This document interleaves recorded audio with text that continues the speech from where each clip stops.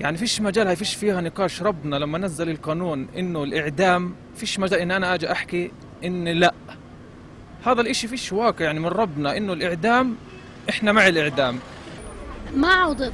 مع إذا كانت الجريمة كثير مثلا بالاغتصاب هيك، لازم اللي عمل هاي الجريمة يتعاقب، لأنه عشان يصير عبرة قدام الكل، يعني يصير حد.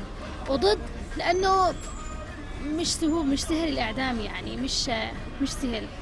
طبعا هي عقوبة الإعدام، أنا مع بنفس الوقت وبنفس الوقت ضد. أول شيء إحنا بدك يحكي عن دولة فلسطين. دولة فلسطين بتعيش حالة استثنائية، بحيث إنه أي تطبيق لحكم الإعدام راح تواجه بعدة أساليب، من ناحية إنه جمعية حقوق الإنسان اللي كناها تنديد لإلها وسجن ببعض الدول.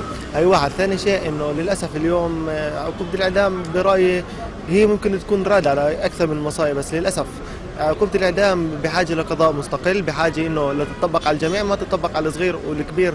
من وجهة نظري يعني كل بني آدم خطاء، ممكن إن بني آدم يخطأ وربنا يكتب له إنه يتوب أو يصلح بعد هذا الخطأ.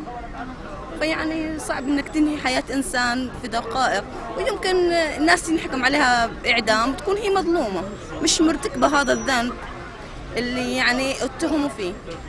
والله إذا كان عقوبة الإعدام، أنا طبعا مش مع عقوبة الإعدام يعني كإعدام بالناس تنعدم، لا طبعا.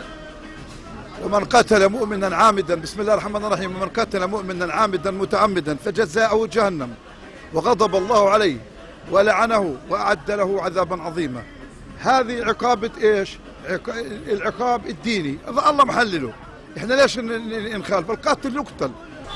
يعني بالمجمل ضد، لكن مرات خاصة موضوع القتل والتعدي على الشرف وأمور هاي، يعني قد تكون يعني استخدامها بيكون رادع لحالات كثيرة، لكن هي مسألة القتل شيء عظيم يعني على النفس البشرية.